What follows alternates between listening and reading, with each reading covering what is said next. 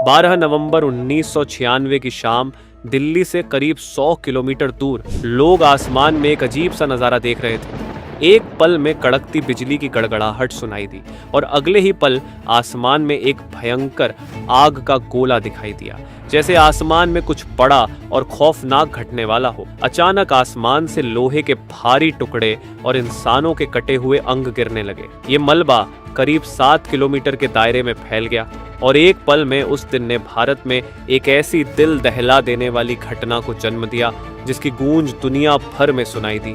आखिर उस खौफनाक दिन में क्या हुआ था, जानने के लिए वीडियो एंड तक जरूर देखना। सऊदी अरेबियन एयरलाइन की फ्लाइट उड़ान भरने के लिए तैयार हो रही थी। इस फ्लाइट में 312 लोग सवार थे, जिनमें से 231 भारतीय थे जो सऊदी अरेबिया में काम की तलाश में जा रहे थे। शाम के 6:30 पर यह फ्लाइट उड़ान भरती है, लेकिन इसमें सवार लोग इस बात से अनजान थे कि एक बड़ा खतरा उनके करीब आ रहा था। असल में कजाकिस्तान से एक चार्टर्ड प्लेन भारत की ओर आ रहा था, जिसमें 37 लोग सवार थे जो कपड़े के व्यापार से जुड़े हुए थे। यह प्लेन दिल्ली एयरपोर्ट पर लैंड करने वाला था, लेकिन उस वक्त दिल्ली एयरपोर्ट जैसा आज है वैसा नहीं था। 1996 में दिल्ली एयरपोर्ट का एक बड़ा हिस्सा भारतीय एयरफोर्स के लिए रिजर्व था।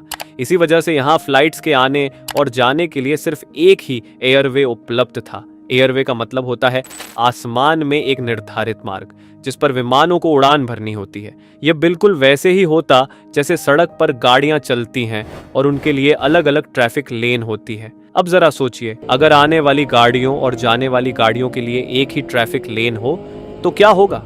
जाहिर है गाड़ियां आपस में टकरा सकती हैं। इसी तरह एयरपोर्ट पर भी आने वाले और जाने वाले जहाजों के लिए अलग अलग एयरवे होते हैं। अगर दोनों एक ही रास्ते पर आ और जा रहे हों तो टकराव का खतरा बढ़ जाता है। लेकिन 12 नवंबर 1996 को दिल्ली एयरपोर्ट पर एक खास स्थिति बन गई। उस समय दिल्ली एयरपोर्ट का ज्यादा हिस्सा और एयर स्पेस भारतीय एयरफोर्स के लिए रिजर्व था और इस वजह से कमर्शियल फ्लाइट्स को एक ही एयरवे पर उड़ान भरने और लैंड करने की अनुमति मिलती थी।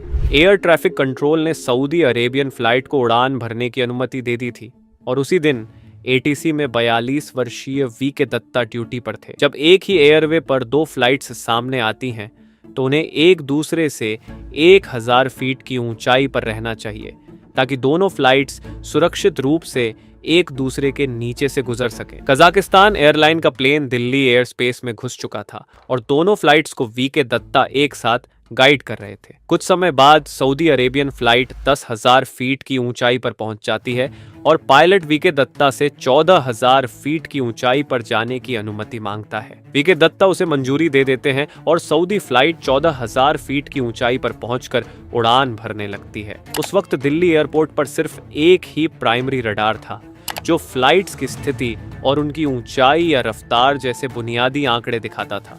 हालांकि फ्लाइट्स की ऊंचाई और गति के बारे में सटीक जानकारी एक सेकेंडरी रडार से मिलती, लेकिन उस समय दिल्ली एयरपोर्ट पर सेकेंडरी रडार नहीं था। इसका मतलब था कि एटीसी को प्लेनों की सही स्थिति के बारे में केवल पायलट की रिपोर्ट पर ही निर्भर रहना पड़ता था। वी.के. दत्ता जो कजाकिस्तान एयरलाइन के पायलट को 15,000 फीट की ऊंचाई पर जाने के लिए कह रहे थे, उन्हें यह भी बताना पड़ा कि सऊदी अरेबियन फ्लाइट उनके नीचे से गुजरने वाली है और दोनों विमानों के बीच 1000 फीट की वर्टिकल दूरी बनाए रखने के लिए कहा। अपनी स्क्रीन पर दोनों फ्लाइट्स को पास आते हुए देख रहे वी.के. दत्ता देखते हैं कि दोनों की ब्लिंकिंग डॉट्स एक दूसरे के पास आ रही हैं और अचानक ये डॉट्स एक दूसरे में फ्यूज हो जाती हैं। अब सामान्यतः ये डॉट्स एक दूसरे से दूर हो जानी चाहिए थी, लेकिन फ्यूज होने के बाद ये डॉट्स स्क्रीन से गायब हो जाती है। वी.के. दत्ता समझ गए थे कि कुछ बहुत बुरा हुआ है। इसी समय दिल्ली से करीब 100 किलोमीटर दूर चरखी दादरी में रहने वाले लोग आसमान में तेज रोशनी और एक तेज धमाके की आवाज सुनते हैं। आसमान में बिजली की तरह चमकने के बाद लोहे के टुकड़े उनके ऊपर गिरने लगते हैं। ये दोनों विमान आपस में टकरा चुके थे। Controller VK. दत्ता बार बार इन फ्लाइट से संपर्क करने की कोशिश करते हैं, लेकिन दूसरी ओर से कोई जवाब नहीं आता। तभी अमेरिकी एयरफोर्स का एक प्लेन उड़ते हुए उस रास्ते से गुजरता है और उसके पायलट ने एटीसी को बताया कि उसने आसमान में तेज रोशनी देखी है। इस खबर के साथ ही वी.के. दत्ता का शक यकीन में बदल जाता है। वहीं क्रैश साइट पर कई किलोमीटर तक लाशें और विमान के टुकड़े बिखरे हुए मिलते हैं। ये भारत के इतिहास की पहली ऐसी घटना बन जाती है जिसमें दो विमान आसमान में टकराकर चकनाचूर हो गए थे।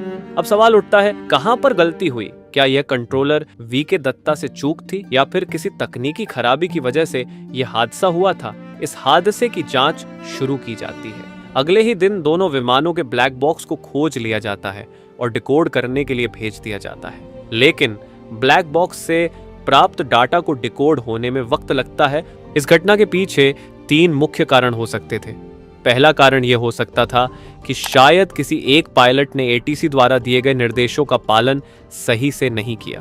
दूसरा कारण यह हो सकता था कि किसी एक विमान के इंस्ट्रूमेंट्स गलत रीडिंग्स दिखा रहे थे। और तीसरा कारण यह हो सकता था कि शायद एटीसी में बैठे वीके दत्ता ने किसी गलत निर्देश को जारी किया हो।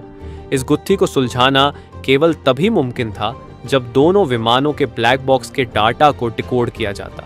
कुछ दिनों बाद ब्लैक बॉक्स का डाटा सामने आ गया, जिसने इस घटना से जुड़े सभी सवालों का जवाब दिया। असल में इस घटना में वीके दत्ता की कोई गलती नहीं थी। उन्होंने दोनों विमानों को सही निर्देश दिए थे। पहले यह माना जा रहा था कि शायद सऊदी विमान 14,000 फीट की बजाय 15,000 फीट की ऊंचाई पर उड़ गया होगा, लेकिन सऊदी विमान 14,000 फीट पर ही था और टकराव भी उसी ऊंचाई पर हुआ था।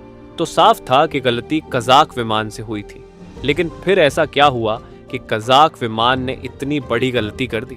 असल में कजाक विमान कोई सामान्य यात्री विमान नहीं था, बल्कि यह एक कार्गो विमान था जो सामान को एक जगह से दूसरी जगह पहुंचाने का काम करता था। इसे उड़ाना भी अपने आप में एक चुनौती थी, क्योंकि बाकी विमानों को 1 या 2 पायलट चला सकते थे, लेकिन इस विमान को उड़ाने के लिए 5 पायलटों की टीम की जरूरत, और इस टीम के बीच सही तालमेल बेहद जरूरी था, क्योंकि किसी एक की गलती भी बड़ी दुर्घटना का कारण बन सकती थी। कजाक विमान में एक और गंभीर समस्या थी, वह पायलट को इंग्लिश नहीं आती थी। इस वजह से वह एटीसी से सही से संवाद नहीं कर पा रहे थे। वह पहले एटीसी द्वारा दिए गए निर्देशों को ट्रांसलेट करते, फिर उनका जवाब देते। इस काम के लिए विमान में एक ट्रांसलेटर भी था जो रेडियो कम्युनिकेशन संभाल रहा था।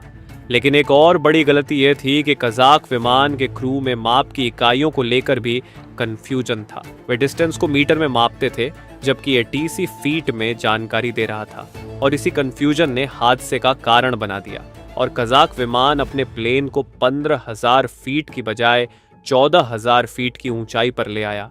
इस वजह से वह सऊदी विमान से टकरा गए। इस दुर्घटना में 349 लोगों की जान चली गई और उनके परिवारों को उनका शव भी नहीं मिल सका।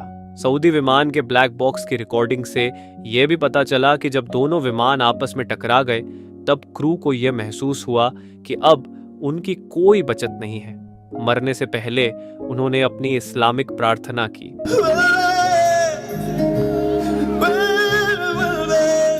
और उसके बाद ब्लैक बॉक्स की रिकॉर्डिंग वहीं खत्म हो गई। ये घटना देश के इतिहास की सबसे दर्दनाक और भीषण घटनाओं में से एक थी। इस दुर्घटना के बाद विमानन इंडस्ट्री में कई महत्वपूर्ण बदलाव किए गए। सबसे पहला बदलाव यह था कि विमानों के आने और जाने के लिए अलग अलग एयरपोर्ट कॉरिडोर बनाए गए। दूसरा, सेकेंडरी रडार सिस्टम को इंस्टॉल किया गया, जिससे आसमान में उड़ रहे विमानों की पोजीशन को सही तरीके से ट्रैक किया जा सके। इसके साथ ही सरकार ने यह सुनिश्चित किया कि अब हर उड़ान में एक ट्रैफिक कोलिजन अवॉइडेंस सिस्टम लगाया जाए। टीसीएस एक ऐसा सिस्टम है जो पायलट को बताता है कि यदि कोई विमान सामने आ रहा है तो क्या करना चाहिए, ताकि टक्कर से बचा जा सके। इन बदलावों के बाद सौभाग्य से आज तक किसी भी 2 विमानों के बीच मिड एयर टक्कर नहीं हुई। इसी तरह एक और इंसिडेंट होता है जिसमें प्लेन ओशियन के ऊपर से जा रहा होता है और तभी प्लेन का फ्यूल खत्म हो जाता है। इस इंसिडेंट को देखने के लिए ऊपर क्लिक करें। तो मिलते हैं अगले वीडियो के साथ। Thank you.